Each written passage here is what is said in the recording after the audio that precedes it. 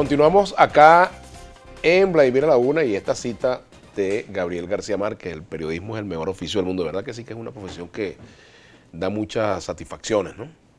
Lo entrevistamos en Miraflores a García Márquez. A García Márquez, ¿no? Lo conocí. Estaba con Miguel Otero Silva. Ajá. Él estuvo en el gobierno de Caldera, en el primer gobierno de Caldera.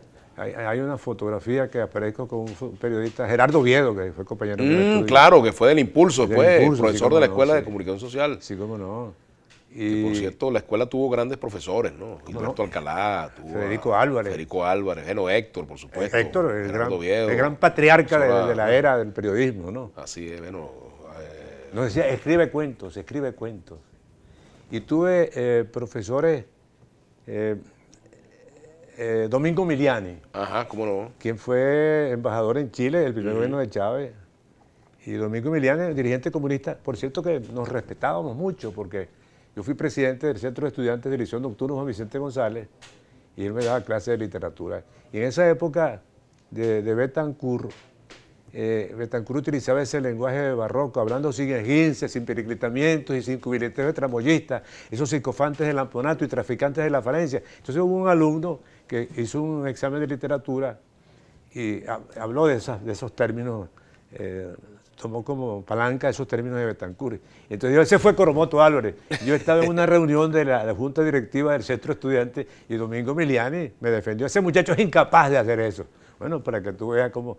y fue gran amigo de José Joaquín Burgos, uno de los grandes poetas de Venezuela, quien fue cronista de Valencia, tocaba piano y yo escribía una columna precisamente para el Diario del Caribe, donde yo fui director 11 años en Margarita.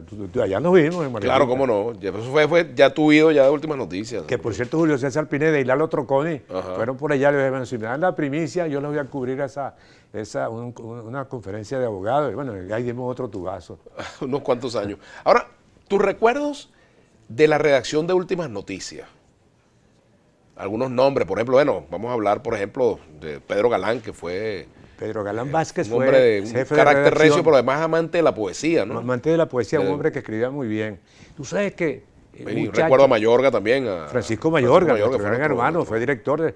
Por cierto que Francisco Mayorga, a raíz de la muerte de Nelson Luis Martínez, que fue director del periódico. Que por cierto, en la oficina de Nelson Luis en la cadena Capriles era una especie de museo, chico. Él tenía cuadros hasta en el techo, ¿te acuerdas? ¿no? Sí, sí. Y aquel cartelito que decía, ni diputado ni director, ni licenciado, simplemente Nelson Luis, tenía él una... Como José Agustín Catalá, que tampoco yo no soy licenciado ni director de nada, fue el gran escritor del editor de La Democracia, ¿no? Con que tuvimos oportunidad de ir a Barinas en una ocasión. Eso fue un personaje. Tú sabes que en la política hay anécdotas, esos trozos de la historia que hasta ahora son inéditos. José Agustín Catalá era subsecretario de la Presidencia de la República y Ramón Velázquez, que había sido reportero de Últimas Noticias y abogado, historiador, era el secretario general de la Presidencia. Y Rómulo Betancourt le dice, yo te pongo allí en ese cargo para que te ocupes de la mitad del país que no me quiere. Y entonces cada vez que había un conato de golpe de Estado, Ramoncito, ¿qué te dijo Edito Ramírez? No, que él no se va a alzar. ¿Qué más te digo? Bueno, protestó por eso. Prepárate que esta noche va a haber fiesta. Y se alzaba. Tenía una formación. Entonces, José Agustín Catalá, en una época de la guerra de guerrillas de los años 60, José Agustín dice, yo voy a salir, y se pone la corbata. Mira, chico, y le dice, ¿para dónde tú vas? Ten cuidado, tú vas solo. Y le dijo, yo voy a visitar a Gustavo Machado al cuartel San Carlos. Gustavo Machado estaba preso, el gran líder del Partido Comunista. Y Rómulo, cualquier otro subalterno lo hubiera despedido. Y después que Betancourt salió de la presidencia, le dijo, yo te comencé a querer más desde que me dijiste que ibas a hablar con Gustavo. Eran amigos, claro, porque Gustavo era pacifista. Eduardo Machado era el belicista. El cabeza caliente. El cabeza caliente del Partido Comunista, sí. Ahora, fíjate, el tubazo era una institución en el periodismo. O sea, dar un tubazo o recibir un tubazo, dar un tubazo era lo mejor que le podía pasar a un periodista y lo peor era que le dieran un tubazo, ¿no? Así es. Y eso tenía su costo, te reclamaba el jefe de información, te reclamaban o te lo agradecían cuando lo dabas, ¿no? Sí, pero eso se ha perdido un poco, ¿no? La cultura del tubazo, sin embargo, se siguen dando, ¿no?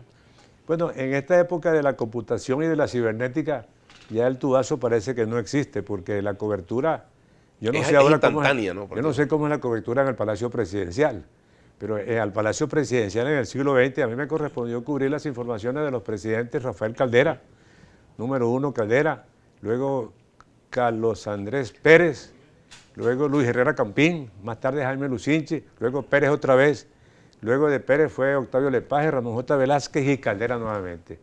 Es decir, sí hubo tubazos. Por ejemplo, se me viene a la memoria porque hay que aprovechar el tiempo al máximo en televisión.